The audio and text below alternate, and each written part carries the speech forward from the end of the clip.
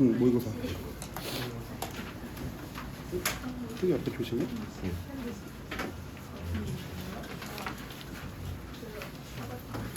글씨가 제일 어려우니까 글씨 한 번만 보고 나머지 빨리 풀을 보고 금방 갈 거예요. 문제 받고. 그래서 집에 가서는 화작 문제 한번 풀어보는데 화작은 어차피 얘들아 안 어려워. 그래서 화작에 시간을 많이 쓰지 마세요. 막 그 본문을 영어 지문처럼 외워야 돼요. 절대 필요 없습니다. 그냥 차라리 그 시간에 다른 문학이나 독서 지문을 더 마스터를 하고 그 나머지 부분은 학교 선생님도 얘기했지만 모의고사식 풀듯이 화작은 그렇게 풀어 나가면 됩니다. 알겠죠? 그러니까 화작이 너무 보고 싶다 하면 차라리 장문이나 그런 데 나오는 자료를 한번 읽어보세요. 본문은 어차피 바꾸면 땡이고. 이번에 28문제 정도라고 하더라고 얘들아. 아니 30문제는 안 넘었으니 시간이 너무 부족하지는 않을 것 같다.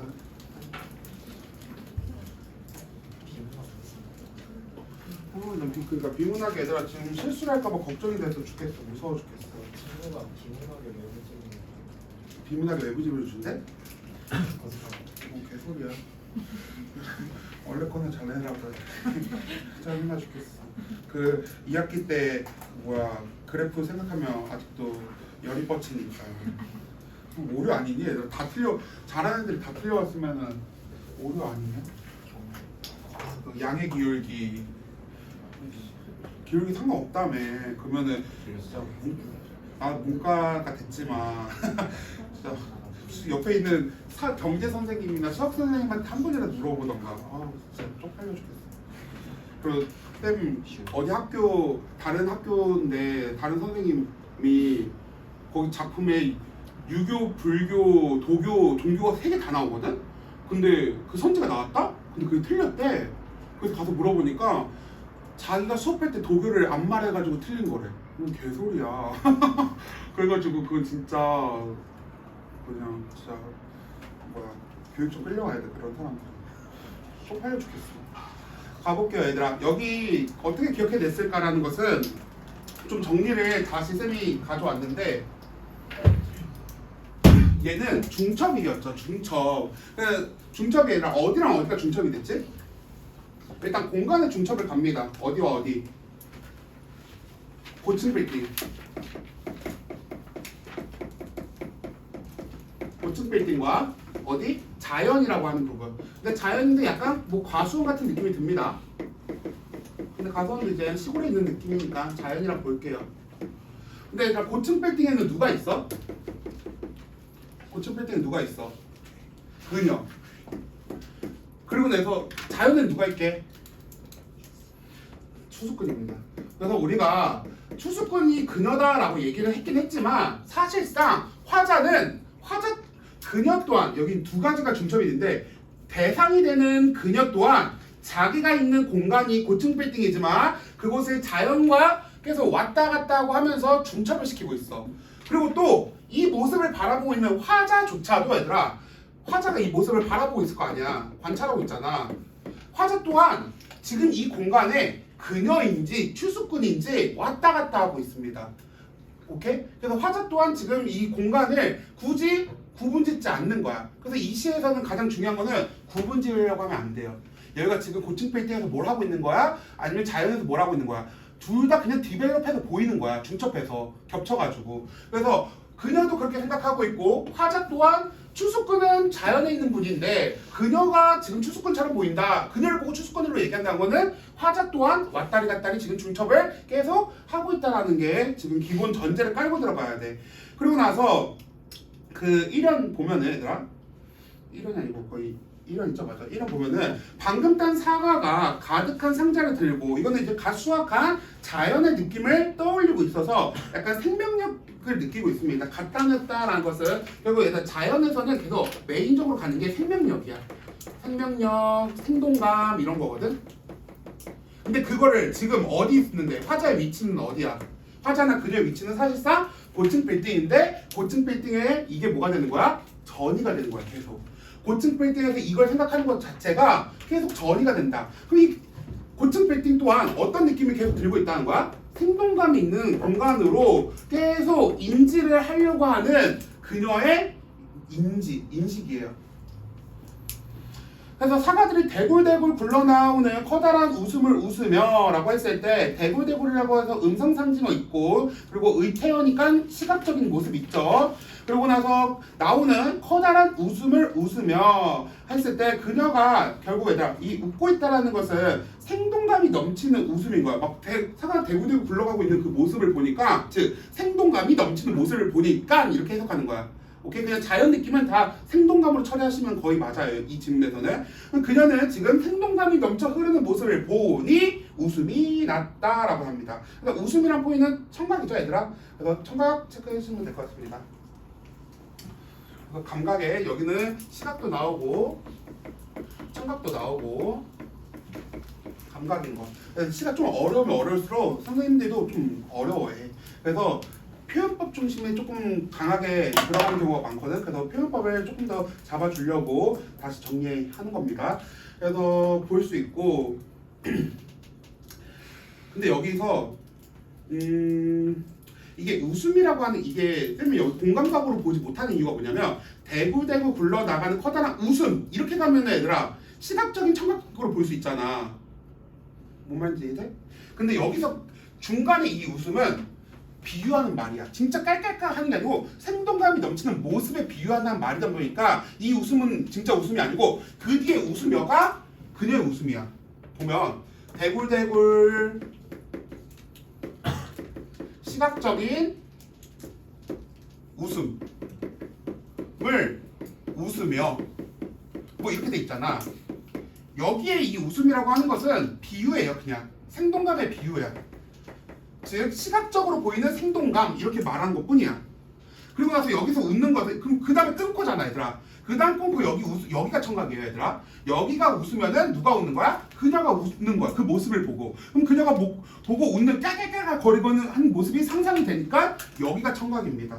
그래서 시각은 여기 하나, 여기가 청각이에요.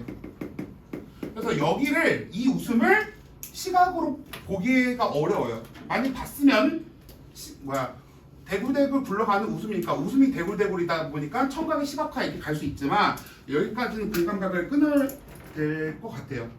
근데 뭐 여기는 좀 논점이 있다 보니까 논란이 될 수 있어서 그냥 시각 청각 나올 거고 근데 이 시에 얘들아 공감각이 있어요 뒷부분에. 그래서 공감각 나올 수 있습니다. 내려갑니다.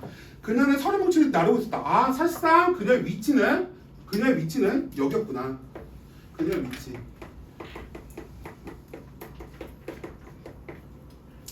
그러면 그녀는 이곳에서 자연을 지금 생각하고 있었으니까 얘 자연을 뭐 한 거야 얘들아? 상상한 겁니다. 상상의 공간. 근데 이 자연이라는 상상 공간은 다 어떤 느낌으로 지금 처리하고 있어? 생명력이 넘치는 공간. 그러면 지금 고층 빌딩에서 계속 생동감이 넘치는 것을 느끼고 있다라는 거. 어떻게 기억해냈을까? 고층 빌딩 사무실 안에서. 그치, 굳이 그 사무실 안에서라는 걸 기억했다라는 것 자체는. 근데 우리가 아니라 도시라는 이미지는 살짝 어떤 느낌이야? 생동감과 반대되는 말 뭐 같아? 좀 라이브한 느낌이 없는 걸 뭐라고 할까? 뭐 죽은 것까지는 아니지만 약간 좀 생명감이 안 느껴져. 뭐라고 할까? 좀 약간 삭막하다라고 할 수 있겠지. 약간 사막같이. 약간 삭막한 결국은 여기 앞에 하나 더 쓸 거야. 그래서 삭막한 공간을 생동감 있게 뭐 하려고 하는 거야? 계속 인식하려고 하고 있습니다. 꽤 느낀다.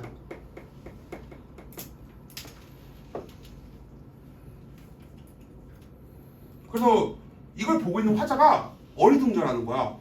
이렇게 삭막하다라고 상징되는 고층 빌딩에서 너는 어떻게 이렇게 자연의 생동감을 느끼고 있는 거야? 라고 계속 이렇게 묻고 있는 거야. 이해되죠? 그녀가 계속 중첩하는 걸 옆에 화자도 같이 느끼고 있기 때문에. 그러고 나서 서류뭉치 있잖아. 얘들아, 서류뭉치는 현대인의 그냥 일상적인 노동이죠. 서류뭉치. 그래서 서류뭉치 얘는 서류뭉치인데 서류뭉치는 현대인의 일상입니다. 근데 약간 좀 딱딱해요. 그래서 얘도 삭막함의 이미지가 있어요. 삭막한 이미지. 근데 그런 삭막한 일을 하면서도 사과가 웃고 있는, 사과가 풍요롭게 있는 그런 자연의 생명력, 생동감을 또 떠올리고 있구나 라고 하고 있는 내용이다. 그래서 저 푸르면서도 발그레한 웃음의 빛깔을 이라고 했을 때 푸르면서 시각이 있죠. 발그레한 웃음이 나타난다. 여기가 공감각입니다, 얘들아. 푸르면서 발그레한 웃음의 빛깔. 여기서는 푸르면서 시각, 웃음, 청각, 그쵸? 그래서 웃음이 푸르다라는 거니까 얘들아. 수식은 반대로 가야 됩니다. 푸르면서 웃음, 그러니까 푸른 웃음이죠 결국 얘들아. 푸른 웃음이라고 했기 때문에 시각이 웃음이 청각이죠. 청각이 푸르다, 시각적이다. 그래서 청각이 시각과 공감각입니다. 그래서 여기서는 이 웃음은 그녀의 웃음입니다. 좀 활기찬 웃음. 이 서류 뭉치를 가지고 있는데 자연을 상상함으로써 결국 얘는 어떤 웃음을 해? 좀 활기찬. 그 와중에서도 혼자 활기차요. 활기찬 그녀의 모습이죠. 화자가 계속 어리둥절하는 거야. 이 모습을 보니까. 이게 되게 신기하다. 현대인의 삭막함이라고 상징하는 일을 하면서도 되게 활기찬 웃음을 짓고 있구나. 그러면서 기억을 하고 있는 것 같아. 그래서 갑니다. 이 다음요. 어떻게 기억해냈을까? 도치는 얘들아 안 할게요. 도치는 계속 들어가는 거니까. 그 많은 사과를 해서 사과를 생각한다. 그리고 사과 안에 있는 하늘과 물과 바람을 생각한다. 계속 지금 또 자연 생각하고 있네. 근데 얘들아 사과를 생각했고요. 그 다음에 그로 인해 사과 안에 있는 우리가 사과를 성장시키는 바람과 물과 하나 또 뭐니? 뭐야?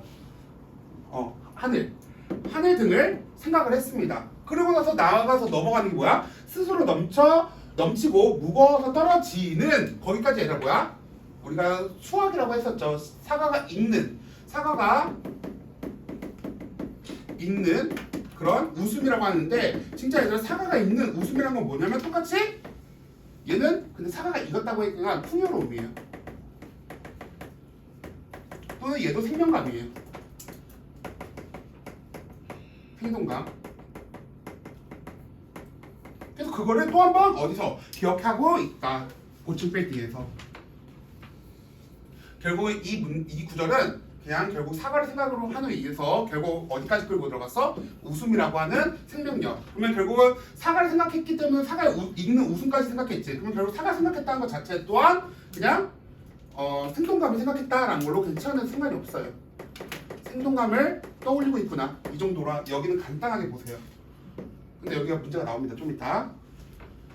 결국 지금 이 화면에서 얘기한 건 사과를 떠올렸고 사과를 성장시킬 때 필요한 하늘, 바람, 물을 떠올렸고 그리고 나서 사과가 익는 결과적인 웃음이라고 하는 풍요로운 생명감을 또 한번 연상했다. 어디에서? 고층 빌딩에서 계속 그냥 중첩하고 있다 라는 걸로 갈게요. 그 다음 넘어간다. 그리고 사과를 어떻게 기억해냈을까? 사과를 나르던 발걸음을 라고 했을 때 발걸음인데 여기는 이제 뭔가 일을 하고 있는 건데 그다가 이제 사과를 옮기는 그쵸? 사과가 익었으니까 어떻게 보면 노동이잖아 그것도. 근데 가수원에서 사과가 익어가지고 사과가 담고 일을 하는 건데 그 또한 뭐 하는 거야? 생명력을 나르는 행위입니다. 가수원이라고 지금 생각하는 거예요. 그러고 나서 발걸음에서 튀어오르는 또 공기. 내가 사과를 이제 가수원에서 나르면은 발을 딛고 다니는 공간이 있는데 거기서 공기가 튀어오른대. 근데 그냥 그 자연의 공간을 또 한 번 되게 활기차게 표현한 겁니다. 튀어오른다. 아까 밑줄 할게 얘들아. 여기 역동적 이미지가 있죠. 계속 또 여기 비슷한 맥락이야. 자연에 대한 생동감과 계속 얘기를 할 건데 일을 하는 것도 생명감이 느끼고 거기서 이제 공기가 튀어오는 것도 느끼고 이거 연세법이죠. 그리고 공기에서 터져 나오는 햇빛도 느끼고 햇빛도 아니라 생명력이죠. 그리고 햇빛 과즙, 햇빛 향기를 또 느낀다. 과즙은 우리가 근데 얘들아 햇빛 과즙, 햇빛 향기니까 얘도 따지면 공감각이에요. 그렇죠? 햇빛은 감각으로 어떻게 느끼지? 빛이니까 시각이지. 그렇죠? 시각이 과즙, 미각 후각적으로 표현했고 햇빛이 향기, 시각이 후각적으로 나타났습니다. 그래서 공감각이에요 따지면. 근데 그냥 뜯어서 공감각이어도 얘를 그냥 단순하게 후각 미각으로만 처리해도 나올 수는 있어요. 알겠죠? 굳이 공감각을 엮을 필요는 없습니다. 근데 공감각도 있다. 결국은 또 한번 뭐 느꼈다. 자연의 생명력. 근데 되게 역동적이고 활기찬 모습의 자연의 생명력을 한 번 더 느꼈어요. 그 전에 내가 앞에 띄어는 그냥 보여지는 거야. 그냥 사과가 있고 사과를 성장시키기 위해서는 하늘 바람 물이 있었고 사과가 저절로 익어가지고 떨어지는 그런 풍요로움을 느꼈다며 그 다음에는 내가 사과를 나르는 내가 아니고 그녀죠. 그녀가 사과를 나르는 익었으니까 사과를 나르는데 그 노동을 하면서도 공기가 느껴지고 햇빛도 느껴지고 하면서 자연 안에 있는 거죠. 결국은 계속 그녀는 자연과 가수원에 있는 상태이다 보니까 여기 공간을 인지를 한다는 것은 이거 여기 있다고 인식을 하는 것 자체는 계속 뭐 하는 거야? 생명감을 인지하는 거랑 똑같은 원리예요. 그래서 그냥 계속 이 구조로 가면 됩니다. 근데 실질적으로 위치가 어디였다는 거, 고층 빌딩이었다는 점만 고려하면 된다. 그 다음 넘어갑니다. 마지막 두 개는 이제 그녀는 끝났어. 누가? 화자가 갈 겁니다. 이러한 모습을 하고 있는 그녀를 보고 있는 화자. 그래서 나 몰래 엿보았대요. 외로운 추수꾼의 웃음을 엿보았대요. 그래서 관찰하고 있죠. 그래서 그녀는 추수꾼은 관찰의 대상입니다. 근데 사실상 얘가 추수꾼을 봤다고 했지만 누굴 본 거예요? 나는 지금 추수꾼을 본 거야. 왜?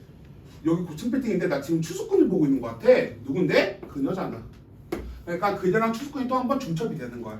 그녀의 모습에서 지금 서류 뭉치를 들고 있는 정장을 입고 있는 여자가 아니고 모자를 쓰고 그 밀짚 모자를 쓰고 사과를 나고 있는 그런 모습이 화자도 디벨롭돼서 보이는 거야. 이게 겹쳐서 가지고. 그래서 화자 또한 추수꾼을 봤다고 했지만 사실상 그녀다. 그리고 외로운 추수꾼이라고 했던 거는 우리가 설명을 했었죠. 삭막한 환경, 그러니까 그때 생명이 있을 수 없는 공간이라고 내가 얘기했죠. 그걸 이제 쌤이 삭막함이라고 말을 바꿔왔어요. 그 필기 보면은 생명을 느낄 수 없는 그런 말 썼는데 삭막한 환경에서 홀로 생명력을 느끼고 있기 때문에 외로워 보인다라는 앞에 수식어가 있다고 얘기했어.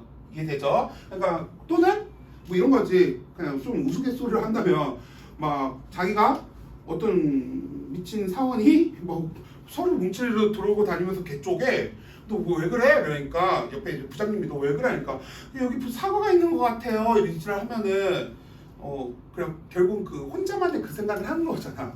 그럼 전혀 아무도 고층 빌딩에서는 삭막한 현실에서는 누구든 그런 생각을 해보지도 않겠지만 혼자 그런 생각을 하는 것 자체가 좀 외로워 보이긴 하다라는 말입니다. 혼자 생동감이 있다고 인지를 하고 있다라는 말이에요.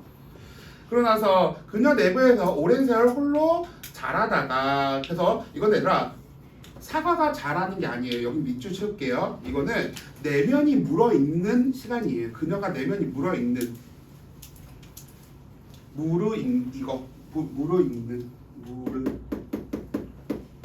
내면이 무르익는 시간입니다.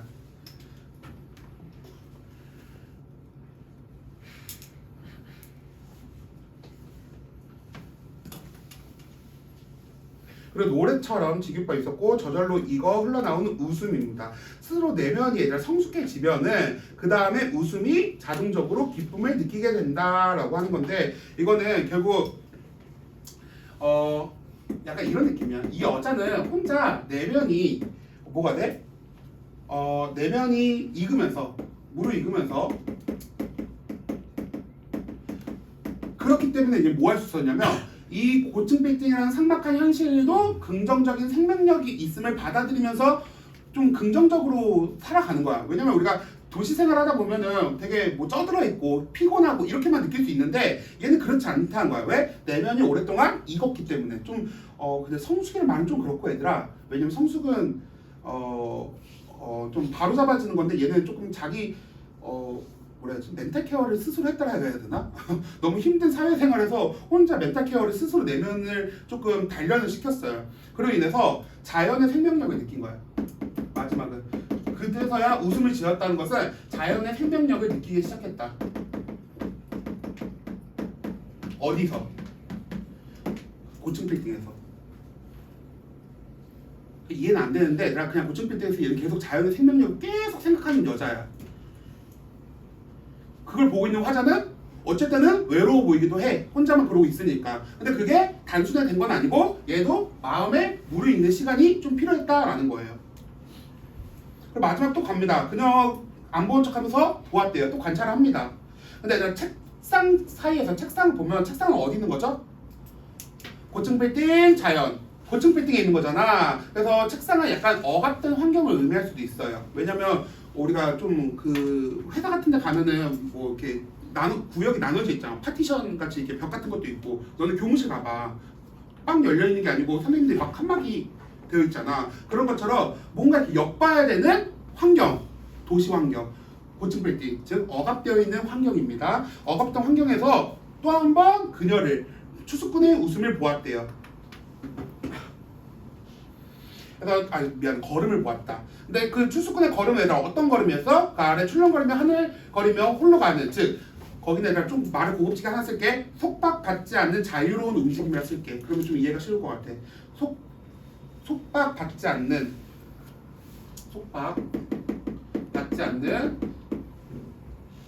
자유로운 움직임. 되게 모순적인 거야.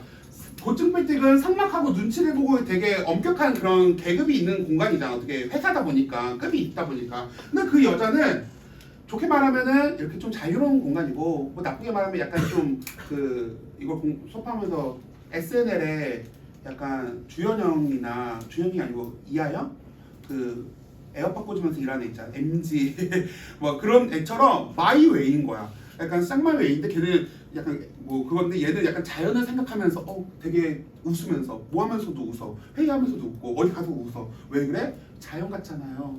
그러다 왕도 되는 거야. 아니, 되게 그래도 힘든데 긍정적으로 생각하고 있다. 이 정도만 인정할게 우리는. 그리고 마지막 갑니다. 걷지 않아도 저절로 나아가는 걸음. 왜? 자유로우니까. 그래서 결국 이거는 하나 더 쓸게. 얘들아. 내면의 생명력에 이끌려 움직이는 삶입니다. 마지막. 내면의 생명력에 이끌려 움직이는 삶. 마지막. 걷지 않아도 저절로 나아가는 걸음. 내면의 생명력에 이끌려 움직이는 삶. 즉 가로치고 외부 강요 X.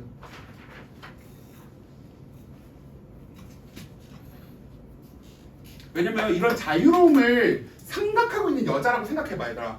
그럼 되게 자기 마인드나 자기 걸음 또한 되게 자유로울 것 같아. 그쵸? 이런 힘든 상황에서도 이렇게 자연한 걸로 생각한다 보면, 그러니까 그게 웃음에서도 저절로 튀어나오는 거고, 근데 그 웃음은 단순하게 나온 게 아니고 그 여자도 내면에 무르익음이 필요했고 그 후에 생명력을 느끼면서 표현된 거고, 걸음 또한 되게 자유로워요. 자연처럼. 그러다 보니까 걸음 또한 속박받지 않고 자유로운 느낌이 들고 생명력이 끌려다니는, 생명력이 이끄는, 그쵸? 이끄는 움직임으로써 외부의 강요 없이 스스로 저절로 움직이는 그녀의 모습을 통해서 화자는 또 한 번 뭘 봐? 자연의 그런 생동감을 엿보게 되었다라는 거야. 화자 또한 그녀가 그렇게 사니까. 오케이? 그러고 나서 선생님이 문제를 드릴게요. 그 문제는 이거 얘가 기출을 우리가 풀어보긴 했는데 같이 해설을 안 해봐가지고 기출 해설을 좀 같이 하려고 이거를 좀 드릴게요. 이미 풀어보긴 한 거지만 빨리 풀어볼게.